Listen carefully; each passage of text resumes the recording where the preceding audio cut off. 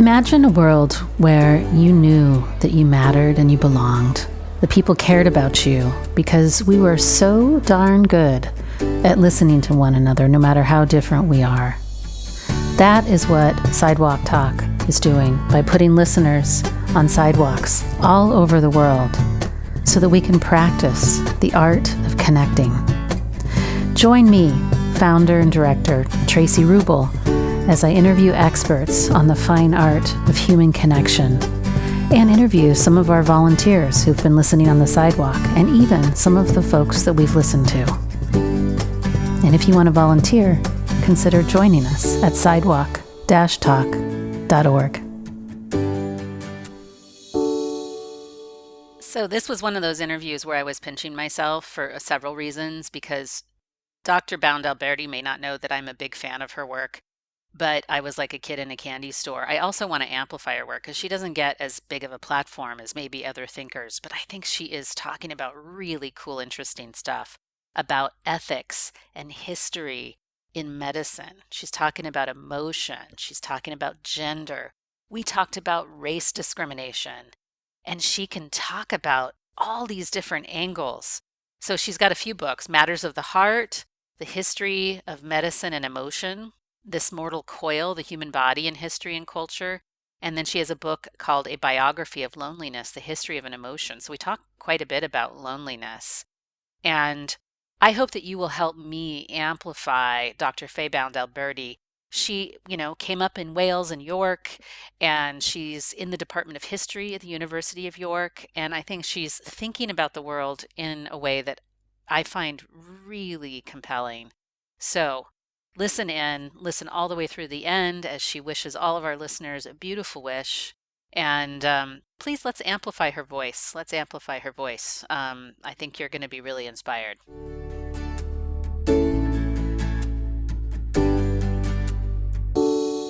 Dr. Bound Alberti, I am really thrilled to get to talk with you today. After reading some of the things that you've written and some of your studies and watching your TED Talk, not only your research on history of medicine, but then you've been taking up loneliness. So give us a little bit about your story. How did you emerge into this world of studying medicine, the human body and history, and loneliness? How did that all begin?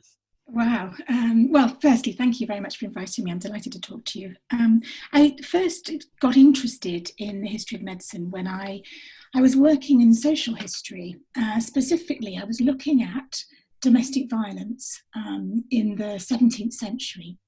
And I was looking at all these court cases and thinking about how often people talked about emotion and the role that emotion played in negotiating relationships, and how powerful the stories and the narratives that people have about their experiences are when it comes to contesting a case or to persuading somebody of your point of view. And so after that was my PhD at the University of York, and then I got funding from the Wellcome Trust to develop my work into the history of emotions and the body. And that really made me look quite closely at the medical context, because a lot of the beliefs that we have about emotion or our minds or our experiences are very much rooted in ideas that have come out from medical history as well as religion. And tracing that over time has been fascinating. And I specifically started thinking about loneliness after working for some time on different organs of the body, like the heart and the brain and the relationship between the two. And then I was intrigued by the ways in which loneliness was being talked about as both a pandemic and an emotional crisis, a mental health crisis. And all of the work that I'd done previously on thinking about emotions as physical and embodied experiences made me think, hang on, we're focusing on minds here, which is historically we've separated off the mind and body in the 19th century, but what else is going on? Because clearly there's something that's very physical about these experiences. So as a result of that interest, I then started tracing the language of loneliness, concluded that it really can be rooted in the development of capitalism and industrialization and urbanization, and all of those processes in the 19th century that took place at the exact same time that the mind and the body were separated in medicine. And that just seemed fascinating to me. So since then, I've been working around the idea of loneliness as a physical experience and something that's produced by society and not just an individual subjective thing. Whoa, are you speaking my language right now? I mean, I feel the same way about mental illness, not just loneliness. I feel like mental illness is a societal problem that's also an epidemic of modernity. Wow, really yes, cool. Absolutely, yeah. Well, yeah, no. so how does it make, I mean, I'm curious how you feel then at how we're treating loneliness I mean, in any of the ailments that we are facing as a modern society. Based on this research, has it started to give you pause about how we go about trying to treat these issues? Yeah, like you, I believe that the way we need to look at mental health problem is very much as a physical and a social problem. And what we do, we tend, in the West particularly, we tend to medicalize negative emotions in particular, don't we, like grief or fear or even anger, rather than thinking about the way they're produced in social context and what function they have in defining ourselves or in protecting our idea of ourselves, and how kind of political emotions can be for good or for ill. And I think that the work that I've done has really made me think about the medical approach to emotions. And I think, in particular, the development of the loneliness pill, which is being developed at the moment. And the loneliness pill was celebrated as a way of addressing this terrible epidemic. But of course, it simply targets the emotional impacts or experiences. And mostly those are the kind of depression and anxiety that's associated with loneliness. They don't deal with causes, and generally that reflects how we function in the West in terms of medical treatments. We tend to ignore the causes.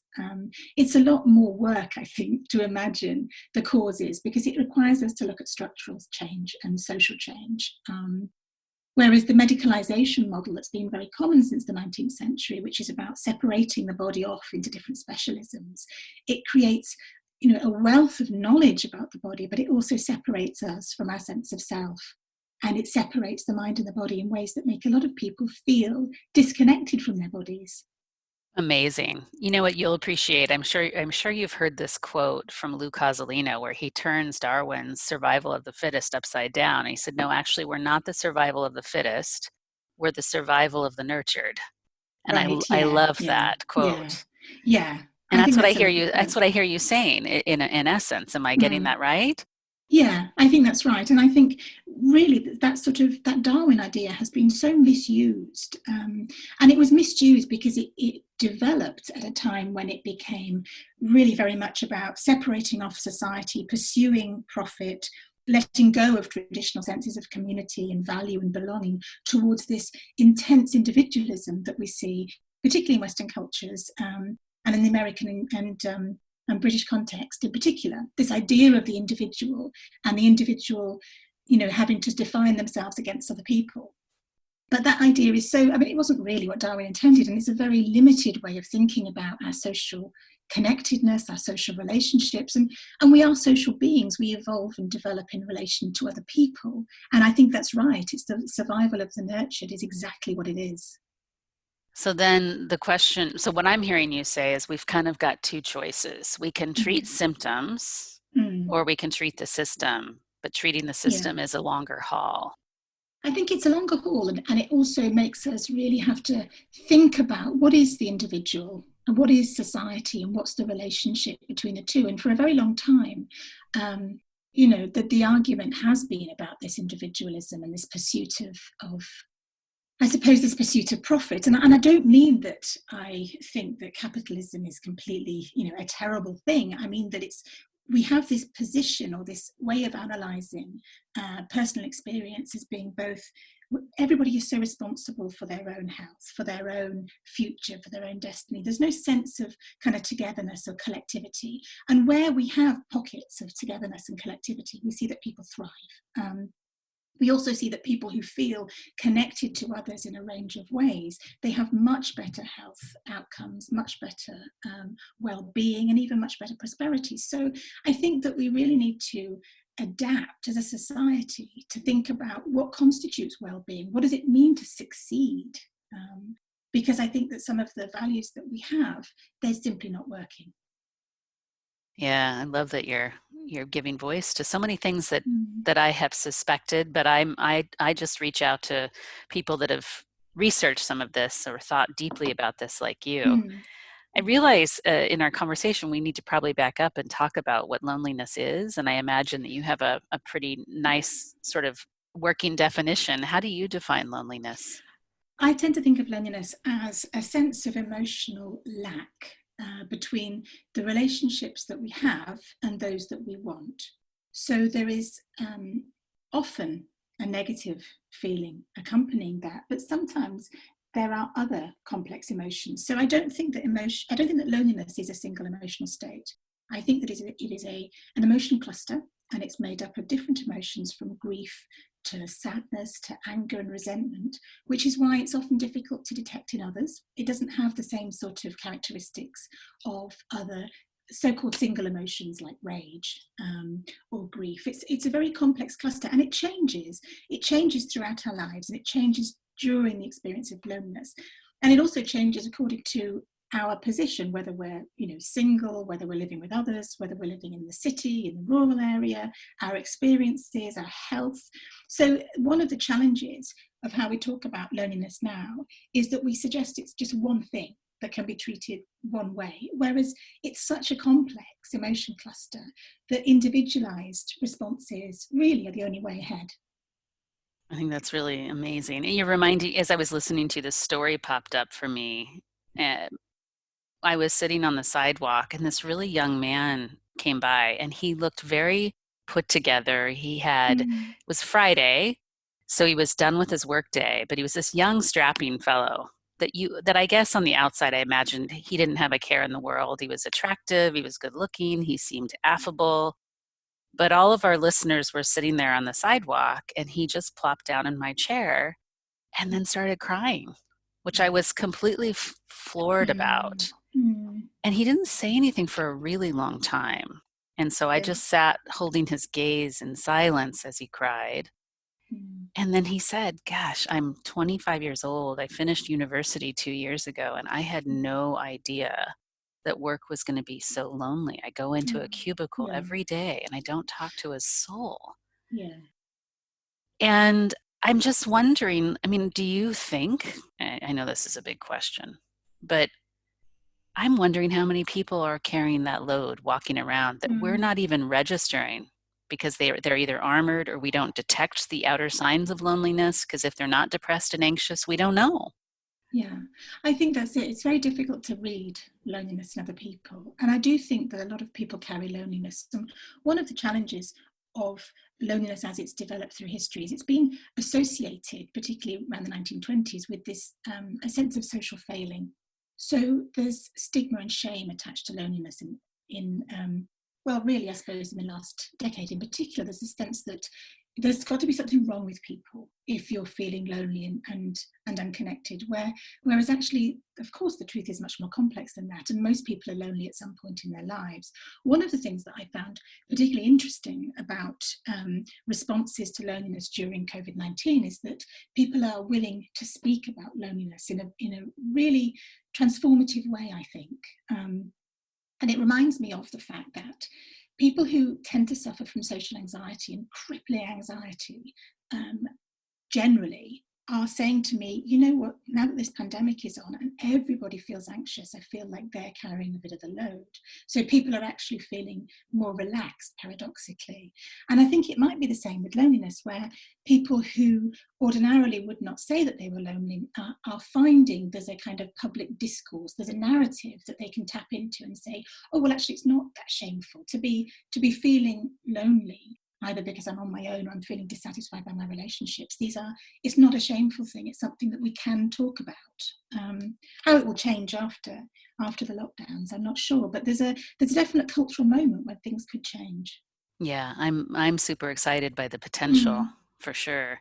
mm, It, you know, it's so hard to make big changes on a societal level though, yeah, because yeah, there's a, you know, an entire economic system that doesn't necessarily support Yeah. us simplifying our lives or reducing our work schedules or Yeah. creating the rituals that would bring meaning back. And Mm. then I'm also curious if you had some thoughts about the role of how religion is not the centerpiece of so many more people's lives and the impact that that's had on loneliness too. What have you found in some of your research, or have you taken that up? Yeah, I think this is absolutely right about economic systems. But what's really interesting about the pandemic is that suddenly we find that we can work from home and we can facilitate work for people with disabilities and people with caring responsibilities. And so some of the barriers are they seem to be psychological or ideological rather than literal. And so that's interesting in thinking about how things might change. I think the religious question is a really interesting one because there's not been enough research into different faith groups and how religion can prevent people from feeling lonely. And I guess it works two ways, really, because religion can be divisive and exclusionary, or it can be inclusive and make people feel they belong. Historically, around about 1800, when you have purely scientific ideas about or stories about how the world works coming into being rather than the traditional religious model, there's a loss of meaning attached to that. I mean, for all of its conventions and the doubtless inequalities that existed in the past, there was a sense of meaning and connectedness to others, a sense that we were there by God, and it didn't make sense, but it had meaning. And I think that loss of meaning is really important. So where that exists, so where people feel connected to others, either spiritually or even in a secular sense through environmentalism or movements or networks that make people feel imaginatively connected to some world outside of their own, I think that provides a barrier against loneliness. There was this thread line then, even with injustice and inequalities, of a Mm, connection to God that gave us a shared sense of meaning that connected us to one yes. another. Is that what you're saying? I think that's exactly it. It's a shared sense of meaning of what is it all for. So, even if you have a belief in something and a belief in something that connects you to other people, then you can't actually be alone. And I think in the digital age where there's lots of different kinds of community or networks online, those are very different ways of belonging to something that is based on the kind of sensory connectedness of you to your home or to your street or to where you belong. There's a kind of conditional nature of lots of different communities. So whereas it's wonderful that we have the opportunity to become lots of different people and inhabit lots of different communities, there's nothing really that's enduring about it. And I think also, I'm sure that with your background and your experience, is that these ideas about who we are and where we belong, I mean, they take form very early in our lives, don't they? And they carry us through our lives. So another thing that I think needs a lot more work is the ways in which being lonely as a child is linked to being lonely in old age. And we don't make those connections as much as we ought to, because it's about ways of negotiating social life, of feeling connected. And often it's the same tendency to feel lonely or feel isolated that we find playing out in much later life. Oh, interesting. So the link Mm. between whatever Mm. patterning is happening and the way that you're perceiving yourself and Yeah. yourself in the world tends to replay as you age. Yeah. That's fascinating. Yeah, that makes Mm. sense though. I mean, Yeah. I can think of all the attachment stuff that you're already playing out. Yeah, You know, that's right.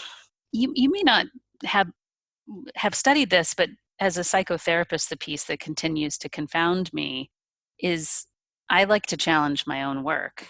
Mm. I'm not precious about psychotherapy, and I find it Mm. very strange sometimes, even though I have been recipient of therapy and gotten a lot out of Yeah. it, that we go to a room with one person Mm.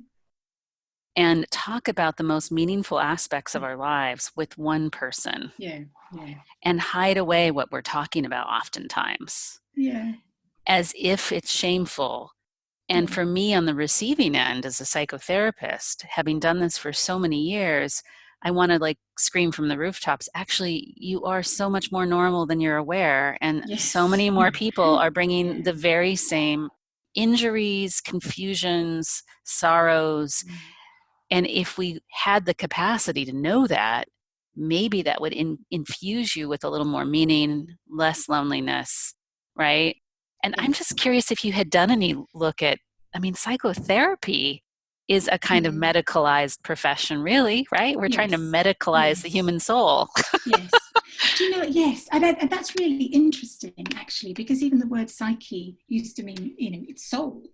So there's this idea that it used to be our souls within us that was connected to God, that determined our emotions, and now the brain has become a very secular organ, and so we're still using the same terminology, but we're looking actually at this concept of mind, which is located in the brain. I think psychotherapy is fascinating because it's all about that intimate connection of feeling seen, of feeling understood, and as you say, that moment of feeling that you're not actually that strange. It's okay. You can talk about these darkest, deepest secrets, and you're connected to other people in ways that you don't know because there's so much social shame involved in being kind of open about how we're feeling. But the fascinating thing I think about psychotherapy is the ways in which the images and the stories and the archetypes that we might use in psychotherapy connect to that sort of collective consciousness and the collective unconsciousness. And so, even in the way that we structure our deepest, darkest thoughts, they do connect to ways of thinking, to patterns of thinking that are much bigger than ourselves. So yeah, I think that psychotherapy is a really interesting way of thinking about this relationship between the individual and other people. Well, you're saying this beautiful thing, but more and more that version of psychotherapy Yeah. is less and less insured, less and less Yes, covered. exactly. It's, Yeah. Yeah. Jungian Yeah. analysts and Freudian psychoanalysis and even psychodynamic therapy, which is Mm. studying the dynamics between the therapist and the client, are less in vogue. Yeah. Yeah. And the forms of therapy that are in vogue, in fact, in the Silicon Valley, there are tech company sponsored insurance companies that provide Mm. free mental health treatment, provided Yeah. it's only symptom reduction focused therapy, Yeah. So not we have the same soul. thing. We have the Yep. same thing in the UK. So the NHS, the National Health Service, it has a very bad track record of tending to mental health because of government cuts. And actually, what it really provides, and after a very long waiting list and all the rest of it, is it tends to provide cognitive behavioral therapy, which, as you know, is kind of short-term treatment to deal with symptoms. It does not deal with any underlying trauma. It can't deal with people who are much more complex psychologically. So I think you're right. It's a kind of habit of quick fix, quick fix solutions rather than the complexities of human experience that deserve to be tended to. Yeah. When you think about all the research that you've done, and I imagine there's just more and more that you're going to continue to Yeah. do, but I bet you have a daydream. I bet you have a wish. Like if there were a wish for how we started shifting the way we tackle Yeah. Mm. loneliness, Yeah. what would you wish for? Well, for me, it's about putting the body back. So, for 2,000 years, we had this idea about health, mental and physical health as being connected. So, there was this holistic idea of the body, and the mind and body weren't separated. And I'm interested in the ways in which that can play out in a modern society. So, I'm not suggesting that we return to humorism, this idea that we're all composed of 4 different humans, but I am suggesting that we need a much more nuanced way of understanding our individual bodies is connected to the physical world around us, to our senses. When I read about medicalized approaches to loneliness, what concerns me is that it's almost as though we can target a specific place in somebody's brain where they're feeling lonely. But of course, that's not how it happens. And I gave a talk once and I asked people, what does loneliness sound like? And you might have thought that they would say, oh, silence or the absence of noise. But actually, everybody has a sound of loneliness or a smell of loneliness.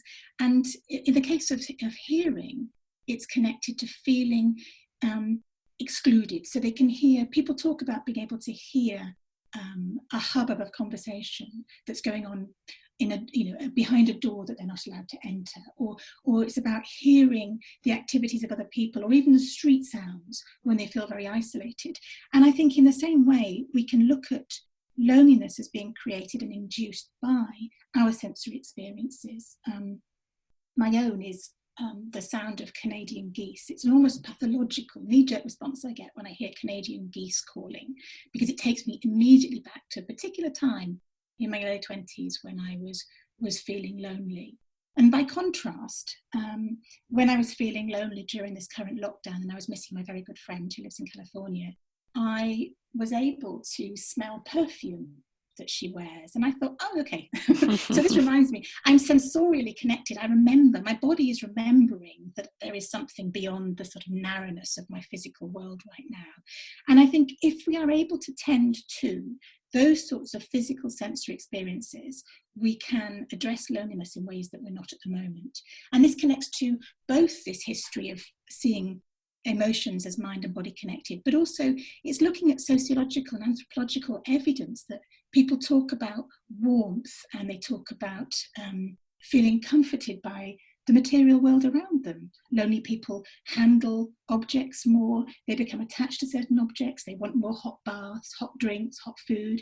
It's that we're craving this kind of warmth of companionship, which is being played out through objects and the world around us. And that's what I'd like to see finding its way into discussions of loneliness.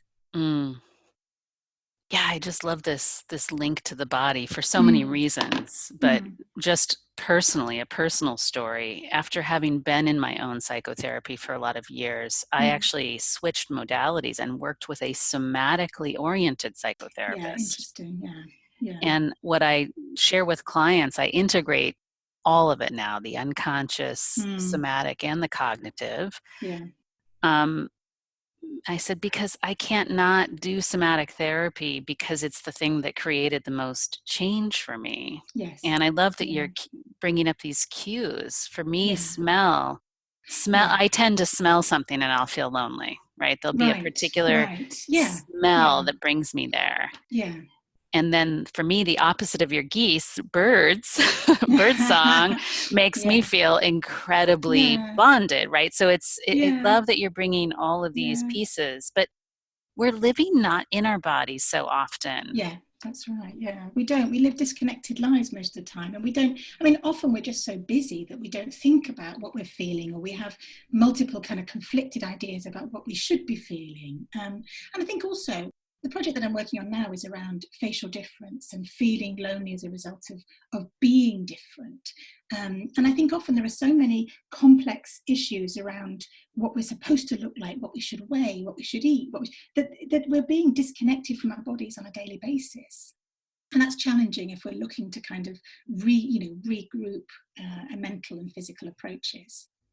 And do you feel that somebody that feels different is feeling lonely because they're perceiving that they're being excluded? Or do you actually think that through social in-group and out-group dynamics that they are actively being excluded? Do you have a sense of that? Yeah, I think it varies. I mean, certainly in terms of the groups that I'm working with that have facial difference, they feel excluded by others or they feel ostracized. And I think that social dynamic is often really missing in discussions of loneliness, because there is evidence that when people see somebody with disabilities or see somebody who looks physically different, they do avoid them, whether it's through awkwardness or a sense of discomfort or sometimes hostility or fear. There is an exclusion, and I think once somebody experiences something like that, it becomes very difficult to overcome it.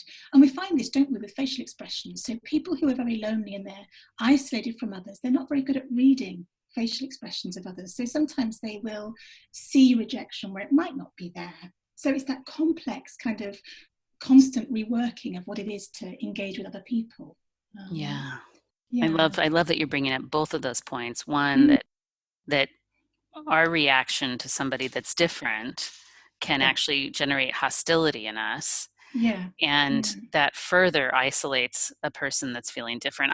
I've started to have this experience after 5 years listening on sidewalks, where I have gotten to meet people so different than me, and I've met them so many times, whether it's a body size or shape, or a particular race, or a particular economic background, whether it's somebody that's been living with homelessness. And my repeated exposure to them over and over and over again has changed my, internal bias. So I don't Yeah. recoil any longer, Yes. I lean Yeah. towards. Yes. But it's taken repeated connection over Yeah. time to make that change inside myself. Yeah. I'm curious if there's, I know this is a hot topic in the United States right now, just because we have so much Mm. racial discrimination Yeah. that's so Yeah. embedded in our unconscious. Yeah. Um, what you've learned, if this has been taken up in your research around how we learn our way out of these exclusionary practices.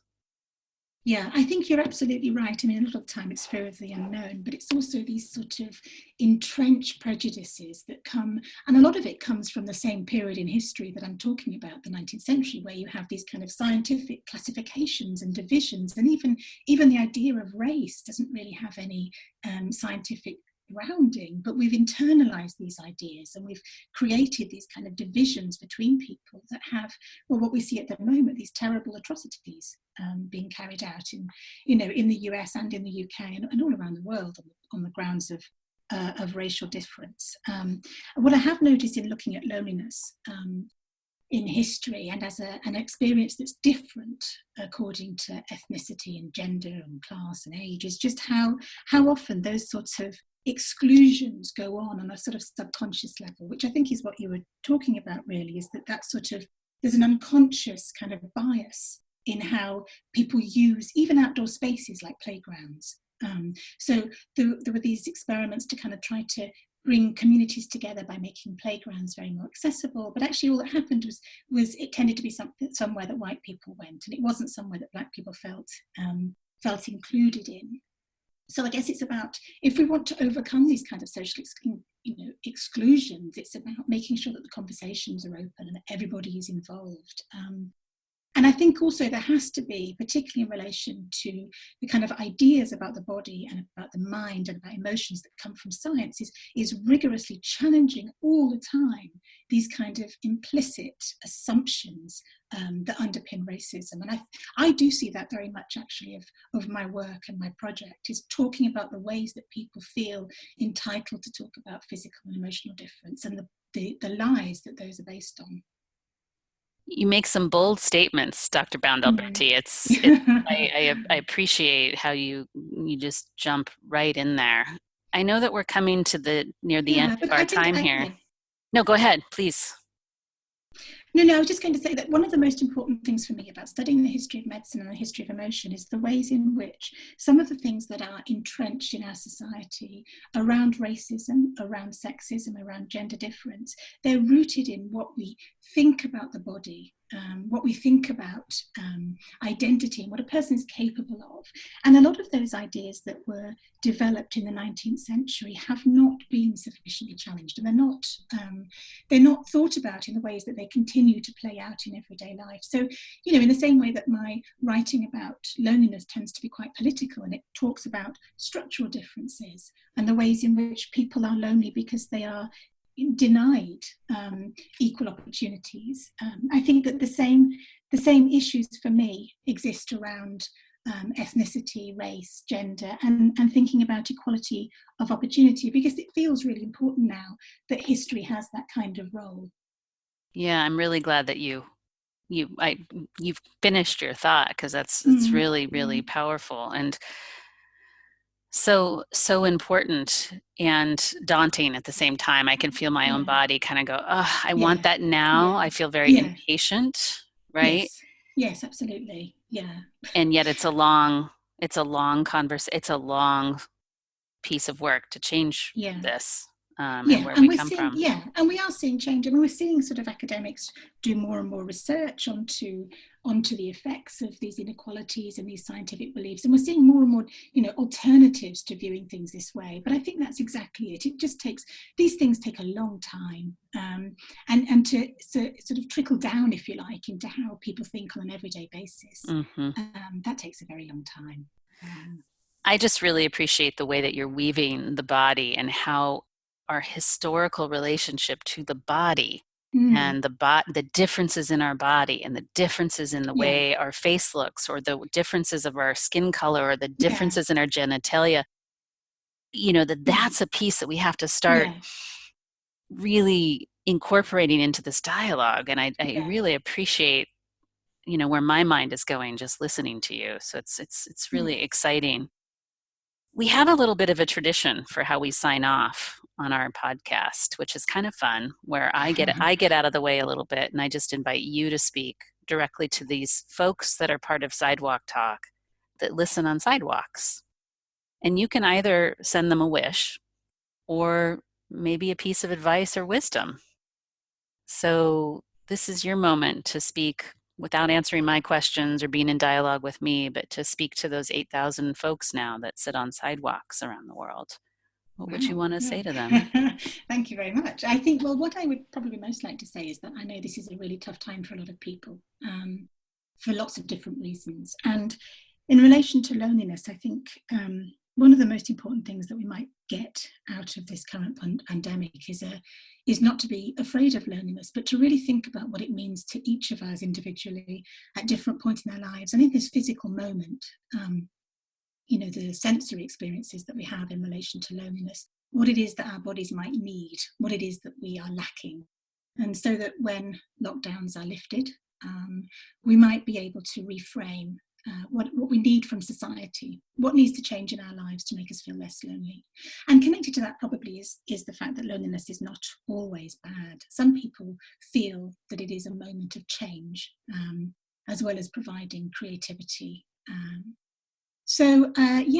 I'm really delighted to have been able to spend this time talking to you. And in terms of a wish for the future, I wish for happiness and I wish for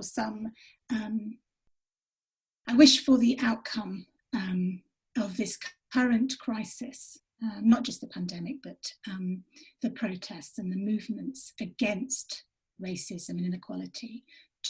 I wish for these outcomes to be good. And I want us to look back at this moment of change as heralding, I really hope, something much better.